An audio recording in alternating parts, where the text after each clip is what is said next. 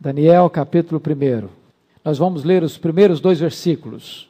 No ano 3º do reinado de Jeoaquim, rei de Judá, veio Nabucodonosor, rei da Babilônia, a Jerusalém e a sitiou. O Senhor lhe entregou nas mãos a Jeoaquim, rei de Judá, e alguns dos utensílios da casa de Deus. A estes levou-os para a terra de Sinear, para a casa do seu Deus, e os pôs na casa do tesouro do seu Deus. Eu queria hoje pensar com vocês sobre o tema, quando Deus disciplina o seu povo. Essa vai ser o enfoque desta primeira mensagem deste livro. E eu chamo a sua atenção para uma breve retrospectiva histórica, para entendermos o que está escrito aqui. Você sabe que Deus chamou um homem, Abraão, e através deste homem formou uma família, e através desta família Deus formou uma nação, e essa nação ficou no Egito 400 anos, e diz a Bíblia que o clamor deste povo subiu à presença de Deus, porque Deus viu a aflição do povo, Deus ouviu o clamor do povo, e Deus desceu para libertar o povo, e Deus enviou Moisés para libertar o povo. E Deus então mandou 10 pragas ao Egito, para desmantelar as divindades do Egito, e tirou o seu povo de lá. Por 40 anos esse povo andou pelo deserto. Depois de andar 40 anos pelo deserto, sob a liderança de Moisés, o povo gastou mais 7 anos para tomar posse da terra prometida, sob a liderança de Josué. Após isso, estabelece-se em Israel, nessa nação, uma teocracia. Nessa teocracia, governo de Deus, Deus mesmo levantava um líder, um juiz. E Israel então viveu durante cerca de 330 anos sob o comando de Deus através desses juízes. Israel vivendo um tempo de instabilidade espiritual, pecado, juízo, arrependimento, restauração, e indo e vindo nessa questão. Depois de 330 anos de teocracia, o povo pediu um rei para si. Samuel, o último juiz, disse: Deus, mas não pode ser. E Deus disse para Samuel: atende o povo, porque na verdade o povo não está rejeitando você, o povo está rejeitando a mim. E então começa uma nova fase política na história de Israel, que nós poderíamos chamar de monarquia.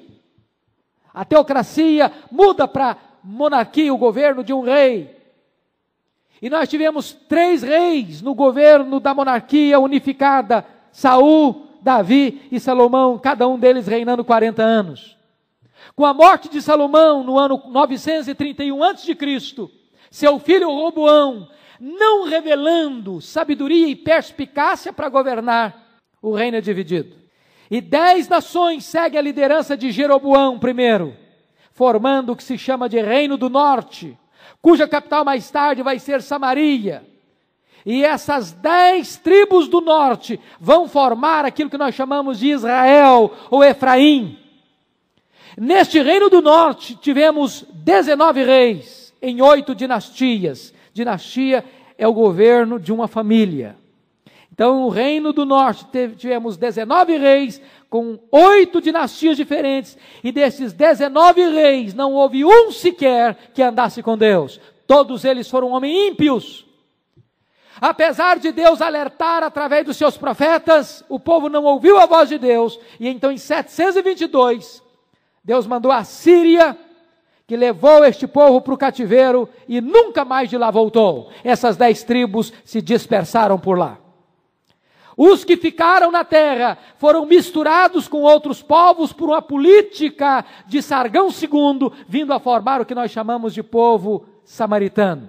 Um caldeamento de judeus e outros povos gentílicos.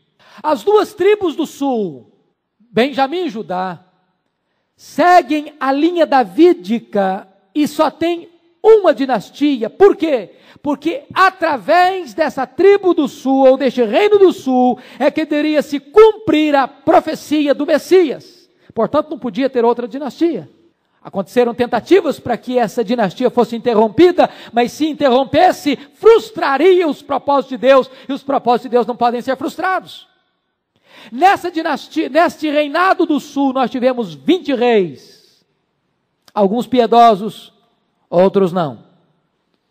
Acontece que no ano 608, depois de uma reforma religiosa através do rei Josias, um homem piedoso, um homem que andou com Deus, um homem que ao descobrir a lei de Deus na casa de Deus, depois de um tempo de apostasia, ao ouvir a leitura da palavra de Deus, ele rasga suas vestes no ato de contrição e arrependimento.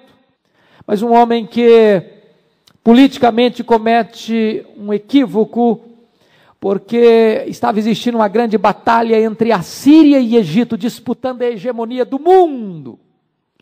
E então Josias entende que deve declarar guerra contra o faraó Neco e lutar contra os exércitos do Egito, e nesta guerra de Carquemes, Josias morre. Josias morre. E o Egito então domina o seu filho Jeoacás. Neste momento, Jeoacás precisa pagar tributos ao Egito. Mas logo depois, acontece um fato interessante, é que Joaquim, este rei, Jeoacás é deposto, porque em seguida você vai perceber que a Babilônia vai vencer o Egito, vai triunfar sobre o Egito, e a Babilônia vai depor este rei Jeoacás, filho de Josias, vai levá-lo para o cativeiro, e vai estabelecer o seu irmão Eliaquim, que vai receber o nome de Jeoaquim, em seu lugar. E Jeoaquim é um rei ímpio, provando para nós a quebra de um mito, que filho de peixe não é peixinho, filho de crente não é crentinho. Josias era um homem piedoso, mas os seus filhos foram homens maus, homens ímpios, homens que se corromperam, homens que não andaram com Deus, homens que não ouviram a voz de Deus, ao ponto desse rei Jeoaquim, quando ouviu a leitura da palavra de Deus, foi capaz não de rasgar as suas vestes, como fez o seu pai, num ato de quebrantamento, mas pegou o rolo do livro da lei de Deus, e o picou, e o cortou, e o jogou na fogueira, queimou a palavra de Deus.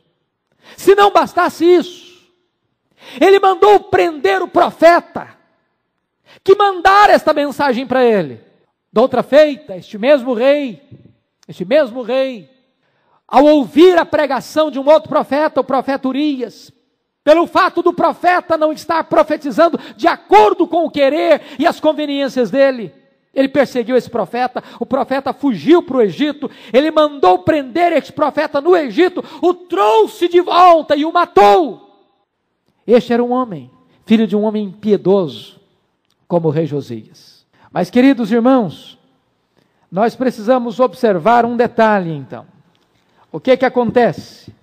Nesse período, então, a Babilônia, que dominava o mundo, logo depois que ganhou esta batalha em Carquemes, passa por Jerusalém, e leva os vasos do templo, e leva também alguns nobres, isso em 606, para a Babilônia. Mais tarde, e é aí que entra o começo do livro de Daniel, mais tarde, numa segunda leva, em 597, ele retorna, leva mais um bando de gente para a Babilônia, desta feita, segundo os estudiosos, o profeta Ezequiel é levado também. E nesse período, então, um outro rei se levanta, o rei Zedequias. E este rei, depois de um tempo, se rebela contra a Babilônia. E a Babilônia, num terceiro cerco, agora em 586, durante 18 meses cercou a cidade de Jerusalém. Se você ler o livro do profeta Lamentações de Jeremias, você vai ver o drama que foi. Faltou pão na cidade, faltou água na cidade. E as pessoas começaram a morrer de fome e de sede e de pestilências dentro dos muros, porque do lado de fora dos muros, os soldados caldeus cercavam a cidade. O profeta Jeremias chegou a dizer que mais felizes foram aqueles que morreram à espada do que aqueles que morreram dentro dos muros da cidade de Jerusalém. As crianças foram esmagadas, os velhos foram pisoteados, as jovens foram forçadas. E quando o exército caldeu invadiu a cidade, arrebentou suas muralhas, queimou os seus prédios, destruiu o templo, o rei Zedequias tenta fugir. Mas ele é capturado, é levado à presença do rei. E o rei, com requinte de crueldade, traz os filhos de Zedequias e os mata na presença do seu próprio pai, na presença do próprio rei, e depois vaza os olhos de Zedequias e o leva cativo para a Babilônia com os demais prisioneiros. Esse é o contexto que você está vendo, que está cercando o livro de Daniel. Por que tudo isso? Por que tudo isso? Exatamente, queridos irmãos, porque o povo de Deus, depois de experimentar um reavivamento espiritual no tempo de Josias, se esqueceu de Deus outra vez. Isso significa que nem sempre as reformas ou os reavivamentos que marcam uma geração são tão profundos ao ponto de passar para a geração seguinte. Isso é um alerta para nós. Isso é um alerta para nós. É possível uma geração andar com Deus e a geração seguinte rebelar-se contra Deus. Lembram lá quando o povo entrou na terra prometida? Que diz a Bíblia que aquela geração que nasceu na terra prometida não conhecia o Senhor? Os pais, de certa forma, falharam e não conseguiram passar o mesmo fervor, o mesmo compromisso, o mesmo zelo, a mesma dedicação que tinham com Deus para os seus filhos. E o que acontece agora? O rei abandona Deus. Os sacerdotes que deviam zelar pela casa de Deus se corrompem a tal ponto de trazer abominações para dentro da casa de Deus. E o povo todo se corrompe. Em vez de escutar a voz de Deus, os reis e os sacerdotes perseguem os profetas, prendem os profetas e mandam matar os profetas. E agora não tem outra alternativa, senão Deus então trazer seu juízo ao seu próprio povo, como que usando a vara da sua ira para corrigir o seu povo, o povo da aliança. Se você notar, a Babilônia vem, toma este povo, leva para a Babilônia. Talvez nós tenhamos que entender um pouquinho sobre a Babilônia. A Babilônia tornou-se senhora do mundo. E é um fato interessante aqui, porque Egito e a Síria estavam brigando, disputando quem dominaria o mundo. E naquela briga, os dois se enfraqueceram. E a Babilônia tirou proveito disso. É como, deixa eu tentar ilustrar. É como você pegar dois cães que estão brigando por um osso. Brigam daqui, brigam dali, brigam daqui, brigam dali, pela posse do osso. Um terceiro cão chega e leva o osso facilmente. Foi isso que aconteceu. Egito e a Síria brigavam pela hegemonia do poder. E se esqueceram de que estava se levantando um império poderosíssimo, que acabou abocanhando a Síria e abocanhando o Egito. E a Babilônia se torna a senhora do mundo. Nabucodonosor se torna um dos maiores monarcas da história, que reina durante 43 anos, tornando a Babilônia uma das mais magnificentes cidades do mundo em sua época. Para vocês terem uma ideia, as muralhas da cidade de Babilônia tinham 30 metros de altura, é uma coisa inimaginável isso. Tão largas ao ponto de poder correr sobre estas muralhas 3 carruagens aparelhadas, com 1.200 torres de vigias, uma cidade humanamente inexpugnável.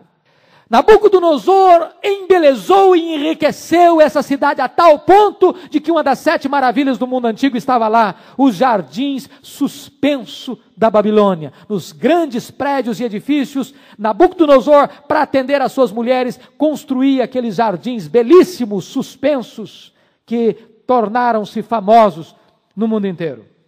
E o povo de Deus é levado para a Babilônia, no seu cativeiro.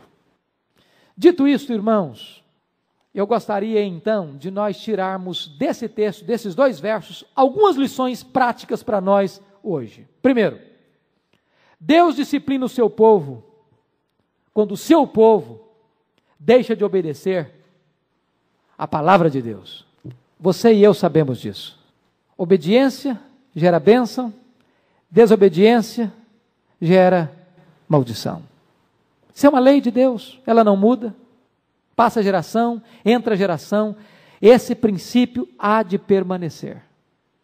Quando há obediência, há bênção. Quando há transgressão, há prejuízos. Se você ler a história de Israel, é isso que você vai ver repetido em cada página do texto sagrado. Sempre que alguém piedoso se levantava e conduzia o povo pela estrada da obediência, a bênção de Deus fluía sobre o povo.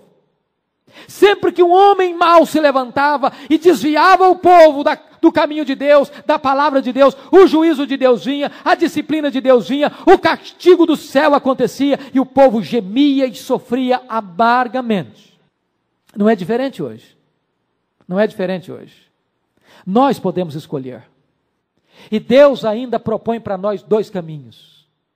E Deus ainda diz para o seu povo assim: eu te proponho hoje a vida e a morte, a bênção e a maldição. E Deus ainda amorosamente nos recomenda: escolha, pois, a vida para que você viva. A escolha é nossa. Quando o povo de Deus é derrotado, preste atenção nisso. A causa principal nunca é o poder do inimigo, mas a fraqueza do próprio povo de Deus. Judá não caiu nas mãos da Babilônia porque Judá era fraca. Judá caiu nas mãos da Babilônia porque Judá pecou contra Deus, e Deus mesmo entregou Judá nas mãos do rei da Babilônia. Nada nos torna mais vulneráveis do que o pecado. Nada nos torna mais fracos do que o pecado. O pecado mina as nossas forças, destrói a nossa capacidade de resistência. O pecado é combustível para o inimigo. O pecado nos desestabiliza. Judá caiu. E se você ler com bastante atenção, vai perceber: o Senhor entregou. O Senhor entregou. E entregou por causa do pecado. Então, este é um princípio de Deus para você e para mim hoje, aqui e agora. Quando nós transgredimos a palavra de Deus, quando nós escolhemos o caminho da desobediência, Deus nos torna vulneráveis. Deus nos torna fracos. Nós perdemos a capacidade de resistir o ataque do inimigo. Observa outra coisa: em vez do rei Jeoaquim rasgar as suas vestes ao ouvir a mensagem de Deus, ele rasgou a palavra, ele queimou a palavra e ele mandou prender o profeta de Deus. Irmãos, nós podemos também chegar a este estágio de endurecimento se não tomarmos cuidado. Como é que nós reagimos diante da palavra do Deus vivo? Com quebrantamento ou com endurecimento? Ouvimos com bom grado apenas aquilo que satisfaz os nossos ouvidos, ou temos atenção para escutar o que Deus está falando? Uma das maiores tentações da igreja evangélica nos dias de hoje é querer que os pregadores preguem o que eles querem ouvir e não o que precisam de ouvir. Há muitos pregadores hoje que já venderam suas consciências, que já negociaram seus ministérios, que já se prostituíram nesse sentido e pregam não a palavra de Deus, mas pregam o que o povo quer ouvir. Naquilo que Paulo vai denunciar: paz, paz, quando não há paz. E diz o texto aqui que o rei Jeoacás bem como o seu povo, ao ouvir a palavra de Deus, num tempo gravíssimo, num tempo de tensão, num tempo decisivo, em vez de se humilharem, de se voltarem para Deus, em vez de rasgarem suas vestes e o coração, eles rasgam a palavra e queimam a palavra. E quando a palavra de Deus é queimada, nós não estamos, e ninguém está destruindo a palavra de Deus, está simplesmente aumentando a combustão do próprio juízo de Deus sobre aqueles que tais coisas praticam.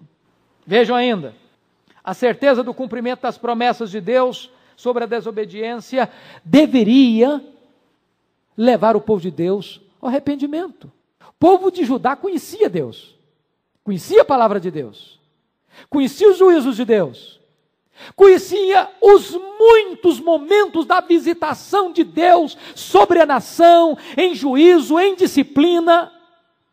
E sabiam que Deus, quando fala, seja para abençoar, seja para castigar, Deus cumpre o que fala.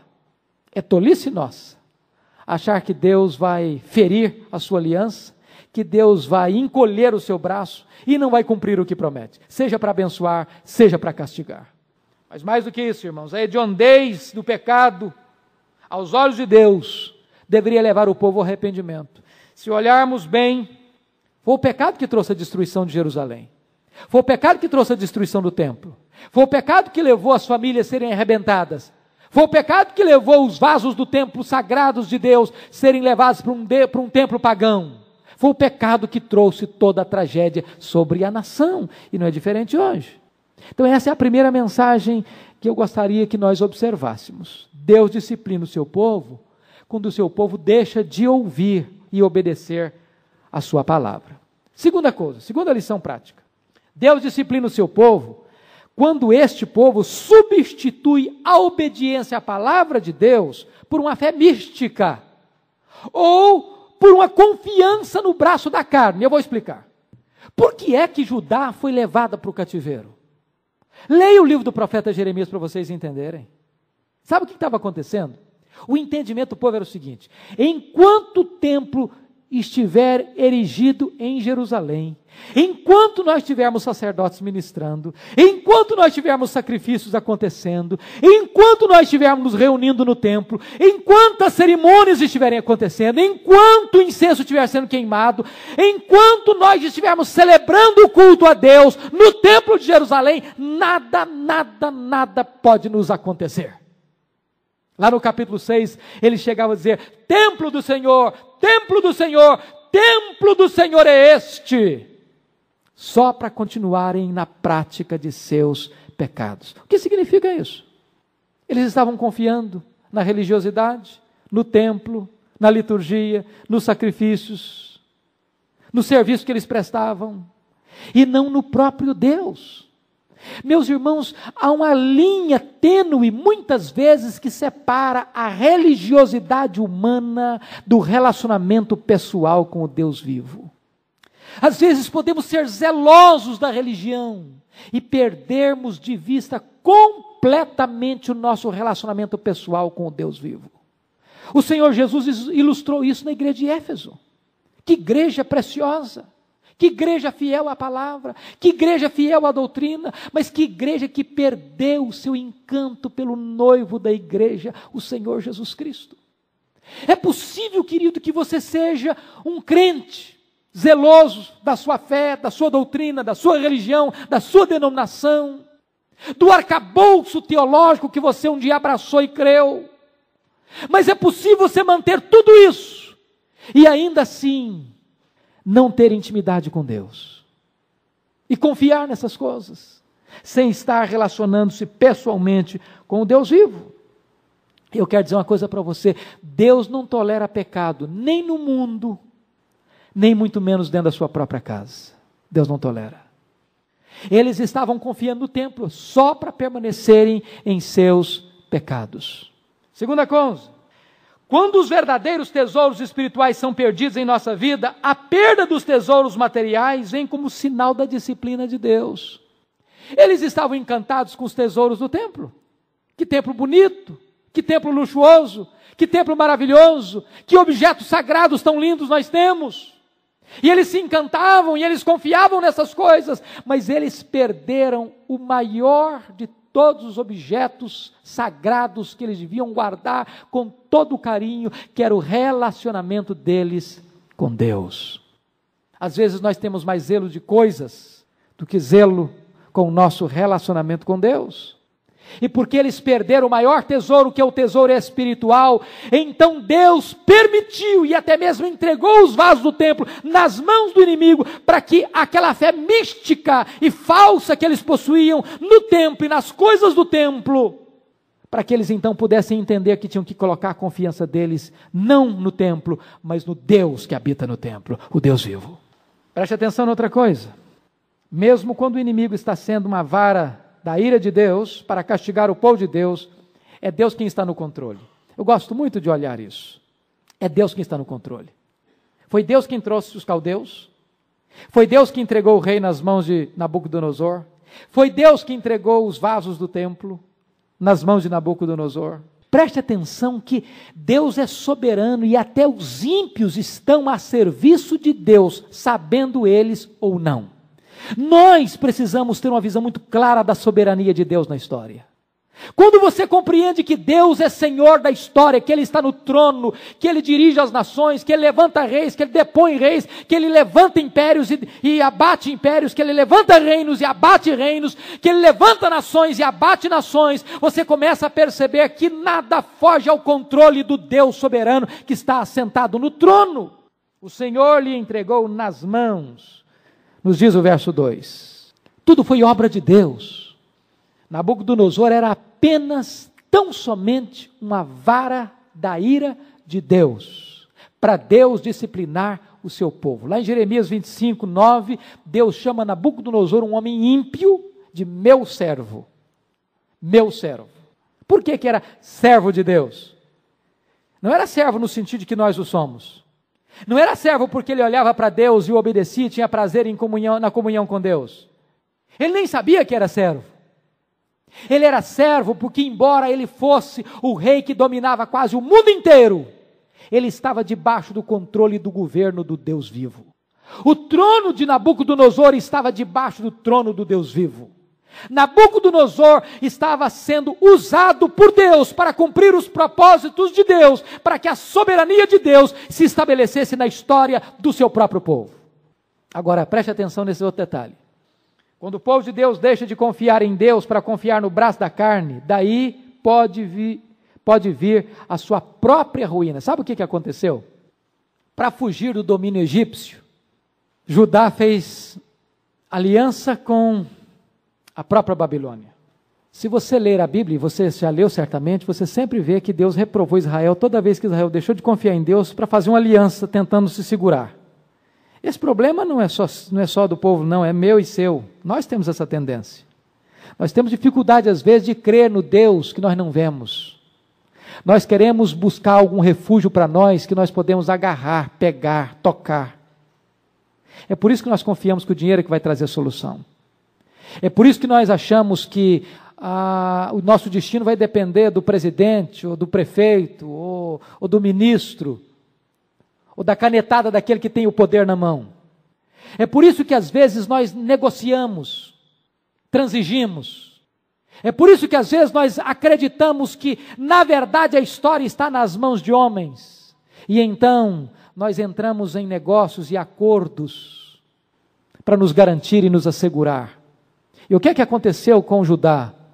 Ela fez aliança com a Babilônia pensando que aí estava a sua segurança e aí estava a sua própria ruína, a sua própria destruição. Quando ela achou que a segurança dela não estava em Deus, mas na Babilônia, Deus levantou a Babilônia para destruí-la. E todas as vezes, meus amados irmãos, que nós tiramos os olhos de Deus para botar a nossa confiança no braço da carne, nós também podemos sofrer a mesma consequência de encontrar naquilo que pensávamos estar a nossa segurança, a nossa própria derrota. Nenhum inimigo pode ser mais perigoso para nós do que os amigos que tomam o lugar de Deus na nossa vida. Em último lugar, Deus disciplina o seu povo para mostrar que Ele está no controle de todas as coisas e o seu governo é universal. Deus está no controle do invasor e do invadido. A Babilônia é trazida por Deus. Leia o livro de Abacuque que você vai ver isso claramente. Deus diz para o profeta: eu estou trazendo uma nação amarga e poderosa. Abacuque fica absolutamente alarmado quando vê que Deus traz um povo, não em entendimento dele, pior do que o povo de Deus, para disciplinar o povo de Deus. Mas é Deus quem está trazendo os caldeus, é Deus quem está trazendo a Babilônia. E agora Daniel está dizendo que é Deus quem entrega o rei de Judá nas mãos do rei da Babilônia. É Deus quem entrega os vasos do templo nas mãos do rei da Babilônia. Deus está governando o invasor e Deus está disciplinando o invadido. Outra coisa, você já parou para perceber por que é que Deus permitiu que os vasos do templo que eram sagrados fossem profanados? Por que Deus permitiu isso? Será que Deus não tem zelo das suas coisas? Você se lembra lá de 1 Samuel capítulo 4, quando o povo de Israel estava entrando em guerra contra os filisteus, e os sacerdotes estavam em pecado, Hofni e Finéias, e de repente entram naquela batalha e 4.000 homens caem, mortos, e eles se lembram, é a Arca da Aliança, vamos trazer a Arca da Aliança, o símbolo da presença de Deus. E trouxeram a Arca da Aliança, e houve júbilo no arraial de Israel, e houve um estrondo no arraial do inimigo, mas de repente diz a Bíblia que houve a guerra, e os filisteus tomaram a arca, roubaram a arca, mataram os sacerdotes, 30.000 homens caíram naquele campo de batalha, o Eli, os pais dos 2 sacerdotes, caiu, quebrou o pescoço, e a glória de Deus foi-se do povo. O povo estava botando a confiança na arca, símbolo da presença de Deus, mas não estava andando em comunhão com o Deus simbolizado por aquela arca, e Deus permitiu que a arca fosse profanada, roubada pelos filisteus, para que a confiança do povo se voltasse para Deus, e não para um objeto sagrado. Deus permitiu que os vasos do templo fossem roubados e profanados, para mostrar ao povo que o povo tinha que confiar não no templo, não nos vasos, mas em Deus. Deus permitiu que os vasos fossem profanados, porque os próprios sacerdotes já tinham profanado o templo, quando traziam abominações para dentro da casa de Deus. Agora, se vocês quiserem saber se Deus tem zelo pelas coisas dele, tem. Tanto é que que quando Belsazar foi pegar esses mesmos vasos, para dar uma festa de bebedeira, naquela noite, o rei morreu, e a Babilônia caiu. Deus é zeloso. Se Deus permite que as coisas dele sejam profanadas, é para ensinar uma lição. Com Deus não se brinca. Com Deus não se brinca, não. Deus está mostrando para nós, irmãos, que uma religiosidade externa não pode nos defender no dia da adversidade. Não pode. E eu queria confrontar o seu coração nesta noite. Meu irmão, sonda o seu coração, sonda a sua alma, por favor. Não se contente em ter apenas uma religiosidade externa, em apenas ser um protestante, apenas ser um evangélico, apenas ser um membro de igreja, apenas carregar uma Bíblia, apenas fazer orações regulares, mas sem verdadeiramente andar na presença do Deus vivo, porque no dia da adversidade, esse tipo de fé não poderá valer a você. O que é tremendo nesse texto é que Deus ainda ensina uma outra lição para nós. Um rei ímpio demonstra mais zelo ao seu ídolo do que o povo de Deus demonstra zelo pelo Deus verdadeiro. O que aconteceu? O que Nabucodonosor fez? Pegou os vasos do templo, de ouro, levou para onde? Para a casa dele? Não levou para a casa dele. Não levou para o palácio. Levou para a casa do Deus, para a casa do seu Deus, para a casa de Bel.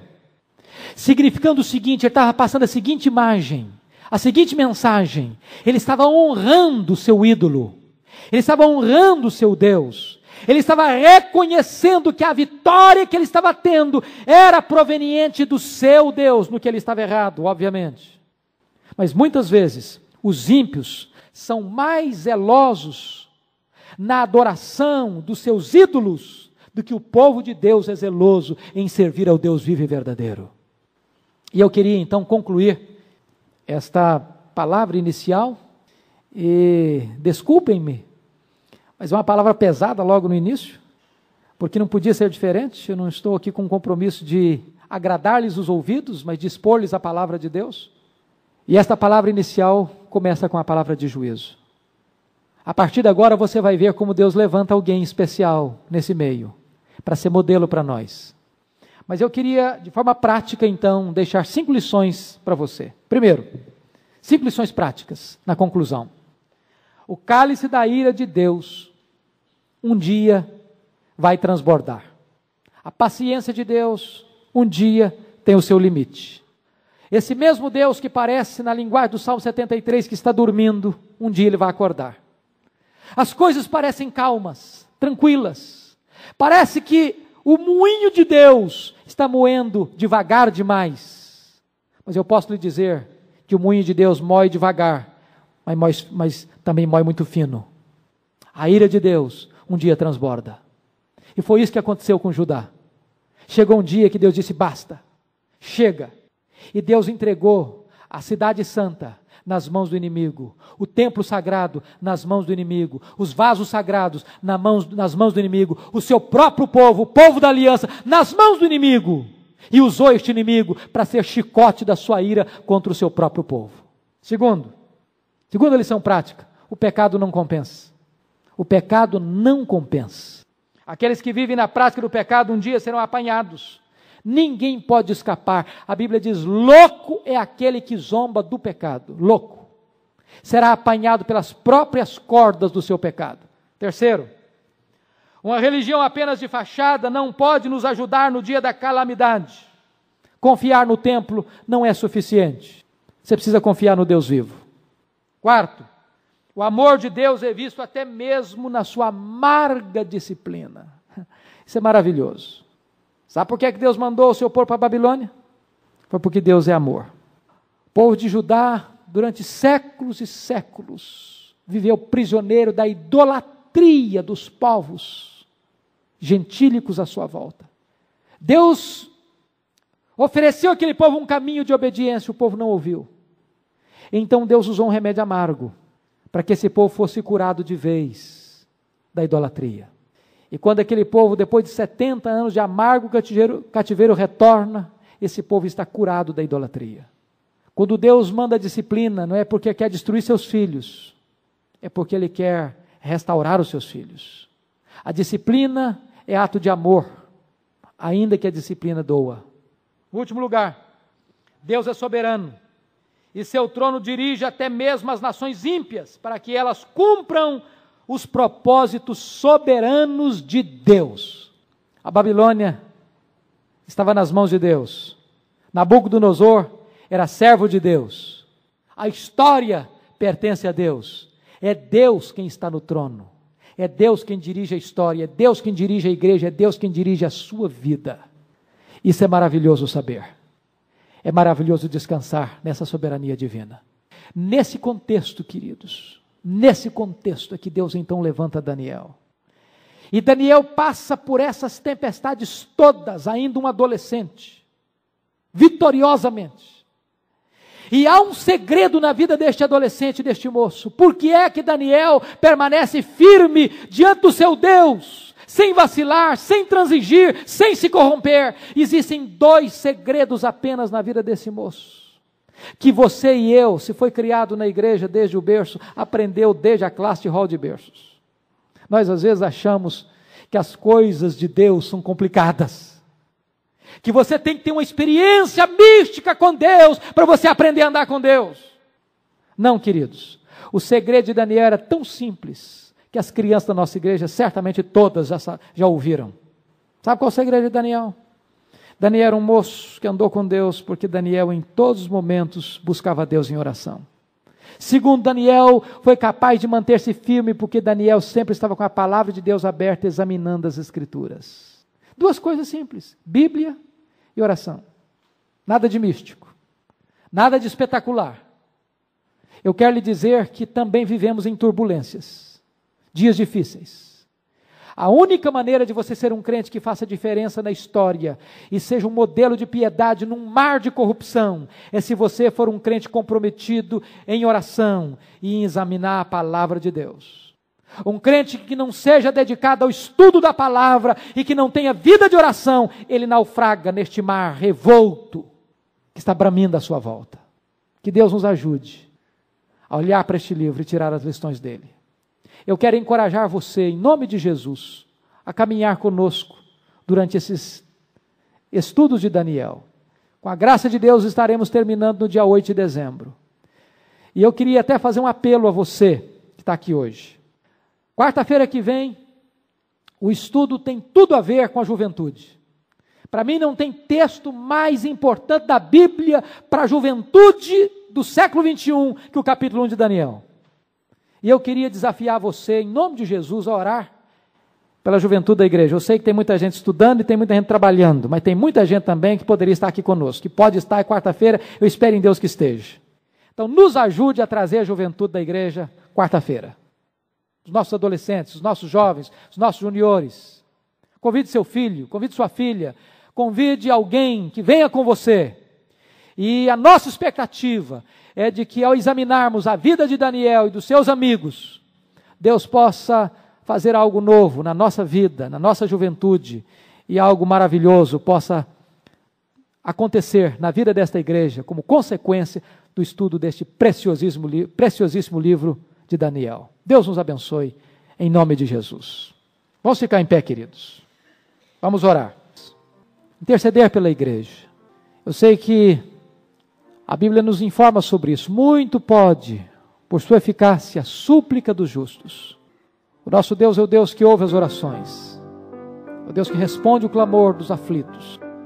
Quantas coisas maravilhosas, quantos milagres estupendos Deus realizou na vida de Daniel, de seus amigos, como resultado de oração. A igreja precisa crer que Deus responde às orações. Então vamos orar ao Senhor. Vamos pedir que Deus restaure a sorte da nossa igreja. Reaqueça o nosso coração, inflame as nossas almas. Vamos pedir ao Senhor que opere fatos marcantes na vida de cada um de nós que está aqui. Para que vivamos uma qualidade superlativa de vida espiritual, para a glória do Senhor.